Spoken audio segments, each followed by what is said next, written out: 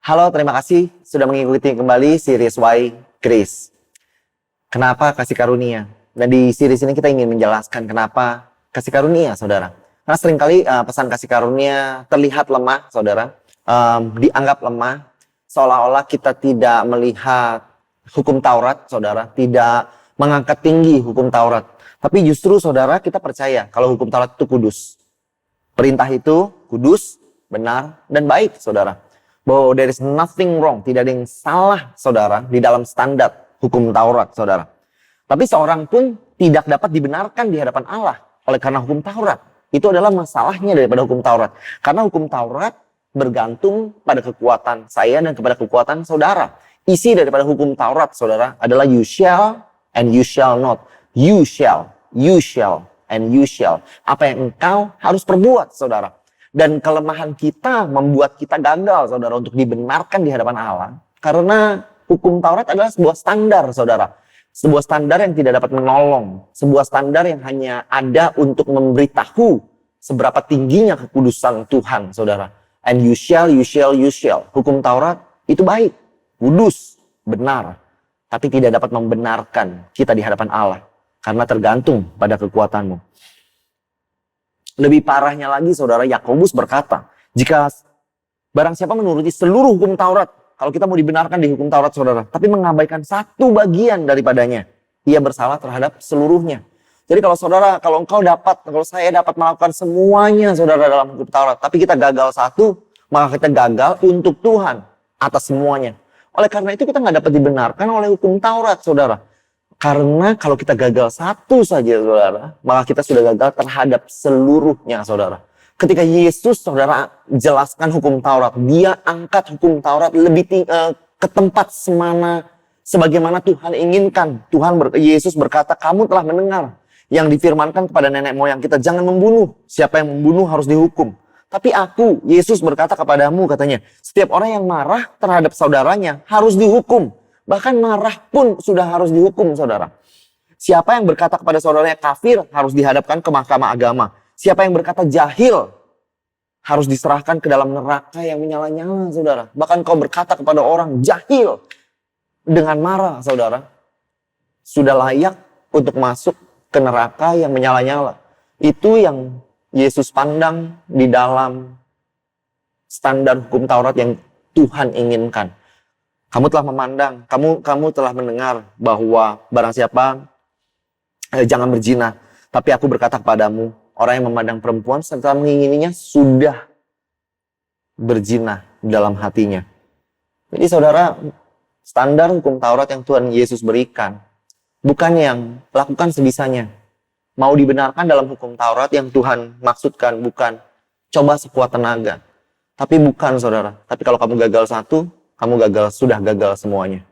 Kalau kamu mengingini dalam hatimu, kamu sudah gagal semuanya. Kalau kamu marah kepada saudaramu, kamu sudah layak dihukum. Itulah standar hukum Taurat, saudara. Lalu kita ingin dibenarkan karena hukum Taurat. Seringkali kita merasa, why grace? Kita mau dibenarkan dalam hukum Taurat? Saya beri contoh, saudara. Apakah kita ada di antara kita yang menguduskan hari Sabat? Hari Sabat itu hari Sabtu, saudara. Bukan hari Minggu. Tidak ada, hanya segelintir, hampir tidak ada di antara kita yang menguduskan hari Sabtu. Oh, nggak apa-apa, sama aja. Kita hari Minggu aja kita kuduskan, nggak hari. Tuhan nggak pernah bilang dalam hukum Taurat dan hari Sabat itu dalam 10 perintah Allah. Oke, the top 10, saudara. Tuhan nggak pernah bilang pilih hari jadikan Sabat. Tuhan bilang kuduskan hari Sabat, hari yang Tuhan sudah pilih. Tapi untuk kita nggak apa-apa, kita kuduskannya hari Minggu aja. Dan saat kita gagal satu, kita gagal semua, saudara. Itulah standar hukum Tuhan, saudara. Bagaimana kita bisa dibenarkan dari hukum Taurat, saudara? Kita hari Sabat aja salah hari, saudara. Kalau kita ingin dibenarkan karena hukum Taurat, maka kita semua udah gagal. Dan kita tahu Tuhan kudus. Kita percaya Tuhan kudus. Saya percaya Tuhan kudus. Saya tahu Tuhan kudus. Betapa kudusnya Tuhan, waktu Adam jatuh dalam dosa, Tuhan berkata, terkutuklah tanah karena kamu. Berapa dosa yang Adam lakukan? 100 dosa yang dia lakukan? Dia lakukan 1 dosa. Tapi Tuhan bilang, 1 dosamu cukup untuk buat saya mengutuk tanah selama-lamanya. Seluruh bumi terkutuk karena satu dosa. Itulah kekudusan Tuhan. Justru kita tahu Tuhan kudus.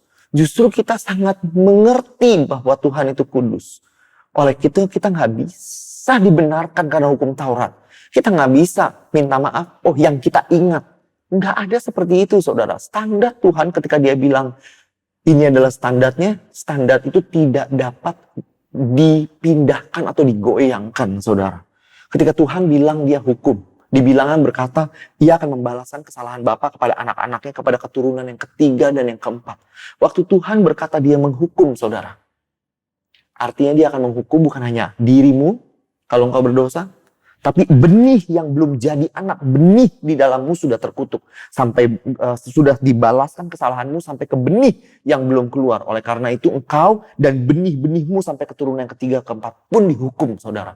Karena Tuhan begitu kudus, matanya terlalu suci untuk memandang dosa.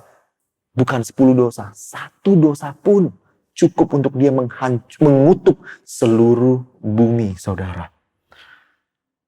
Jadi Yesus berkata gini, kamu mau dibenarkan? Yesus berbicara mengenai hukum Taurat. Kamu mau dibenarkan? Saya kasih tahu caranya. Jikalau tanganmu menyesatkan engkau, penggal tanganmu. Karena lebih baik engkau masuk dalam hidup dengan tangan kudung, dengan tangan yang buntung gitu, daripada dengan utuh kedua tanganmu dibuang ke dalam neraka, ke dalam api yang tak terpadamkan. Kalau kakimu menyesatkan engkau, penggal katanya. Jikalau matamu menyesatkan engkau, penggal katanya. Karena lebih baik engkau masuk ke dalam kerajaan Allah bermata satu daripada bermata dua dicampakkan ke dalam neraka. Saudara, untuk Tuhan kalau engkau mau dibenarkan di dalam hukum Taurat, tapi engkau gak bisa lakukan kegagalan satupun. Kalau matamu bisa buat dosa, kamu congkil, lebih baik kata Tuhan. Tanganmu buat dosa, dipotong, lebih baik kata Tuhan. Tapi gak ada kita yang lakukan itu kan saudara. Gak ada kita yang penggal kaki, penggal tangan, colok mata, cungkil mata. Gak ada kita yang melakukan itu. Tapi artinya kita gak bisa dibenarkan dari hukum Taurat. Karena mata kita pasti buat dosa. Tangan kita pasti buat dosa. Lidah kita pasti buat dosa. Oleh karena itu Yesus begitu serius. Kita percaya. Kenapa kita percaya kasih karunia? Karena tidak ada satu orang pun yang dapat dibenarkan dalam hukum Taurat saudara. Sampai Yesus bilang kalau mau kamu harus cungkil matamu, potong tanganmu, penggal kakimu. Baru mungkin kamu sanggup. Itu pun belum tentu. Lidahmu saudara harus dipotong. There's nothing that we can do saudara. Karena kalau kita gagal satu, gagal semua saudara. Dan Tuhan bilang lebih baik matamu buta, tanganmu terpenggal, kakimu terpenggal daripada masuk ke dalam neraka. Di mana katanya ulat dan bangkainya tidak pernah mati, apinya tidak pernah padam. Satu dosa hukumannya bukan 1 hari, bukan 10 hari, bukan 100 hari. Selama-lamanya. 100 tahun kemudian kamu bangun, kamu masih di dalam api. 500 tahun kemudian kamu bangun, kamu masih di dalam api. 1.000.000 tahun kemudian kamu bangun, kamu masih dalam api. Karena inilah kekudusan Tuhan. 1 dosa cukup untuk mengutuk seluruh dunia. 1 dosa cukup untuk membalaskan kepada keturunan-keturunan di bawahmu. 1 dosa cukup untuk buang kamu selama-lamanya dengan ulat bangkai dan api yang tidak pernah mati. That is how holy God is, saudara. Why grace? Kenapa kasih karunia? Kenapa kita tidak menolak kasih karunia? Paulus berkata, aku tidak menolak kasih karunia Allah. Sebab sekiranya ada kebenaran oleh hukum Taurat, kalau kita bisa dibenarkan dalam hukum Taurat, maka sia-sialah kematian Yesus. Yesus mati karena Yesus tahu tidak ada cara lain untuk kamu dibenarkan dan saya dibenarkan. Yesus mati karena begitu besar kasih Allah akan dunia ini. Dia karuniakan anaknya yang tunggal karena dia tahu saya dan saudara tidak akan pernah sanggup saudara. Bagaimana kita bisa capai hukum Taurat saudara? Karena 1 dosa pun sudah tidak layak di hadapan Tuhan. Jadi kita bukan memilih hukum Taurat, memilih kasih karunia karena itu lebih mudah. Bukan kita memilih kasih karunia karena kita rasa Tuhan gak kudus. Justru karena kita tahu terlalu kudus Tuhan. Dan kita gak pernah bisa capai dia dengan hukum Taurat. Justru karena terlalu tinggi standar hukum Taurat. Kita pandang hukum Taurat itu terlalu indah, terlalu baik, benar adanya saudara. Kekudusan Tuhan terlalu tinggi. Sampai kita tidak bisa capai saudara. Hanya oleh karena itu kita tidak Tolak kasih karunia. Karena kalau kebenaran bisa kita dapatkan dari hukum Taurat, maka Yesus nggak perlu mati. Tapi Yesus mati karena tidak ada satupun dari antara kita yang mampu mencapai standar Tuhan. Dan hari ini saudara dan saya, kita ada pilihan. Kita mau dibenarkan secara moral. Saudara tahu gak? Kita bilang kalau tidak perpuluhan, kadang kita pernah dengar, kita dikutuk. Tapi kita diminta berikan perpuluhan 10%. Saudara tahu bahwa perpuluhan di dalam hukum Taurat itu ada 3 jenis perpuluhan. Bukan 10%, saudara, 3 jenis perpuluhan. To the Levite, to the poor, saudara. And a feast, saudara. Feast tithe, saudara, 3 kali, saudara. Kita bahkan nggak tahu bahwa perpuluhan ada 3 jenis. Bagaimana kita bisa ikuti hukum Taurat, saudara? Tahu aja enggak, saudara kita. Dan oleh karena itu, kita justru percaya kasih karunia. Karena justru kita tahu hukum Taurat itu impossible to follow. It's too holy for us all, saudara. Tapi Yesus mati. Karena Yesus tahu kamu nggak sanggup. Maka dia bilang, aku udah pernah kasih standar. Nggak ada orang yang sanggup. Sekarang aku turun. Aku pegang tanganmu. Aku angkat engkau. Yesus bayar dosamu dan dosaku. Engkau dibenarkan oleh darahnya 1 kali selama-lamanya. Hari ini engkau tidak lagi dibenarkan karena hukum Taurat. Saya nggak dibenarkan karena hukum Taurat. Saya dan kamu nggak harus sempurna. Kita ingin sempurna.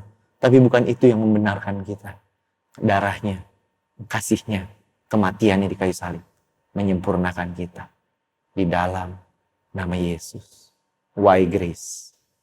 Because there is no other way. Why grace? Because the law is too holy for us to achieve. Why grace? Because God is too holy untuk kita capai standarnya. Why grace? Karena Tuhan begitu mengasihimu. Dia berikan jalan yang bisa kamu terima. Percaya pada Yesus, maka kebenaranmu di dalam Dia. Bukan kuatmu, tapi oleh kasih dan karunia-Nya di dalam nama Yesus.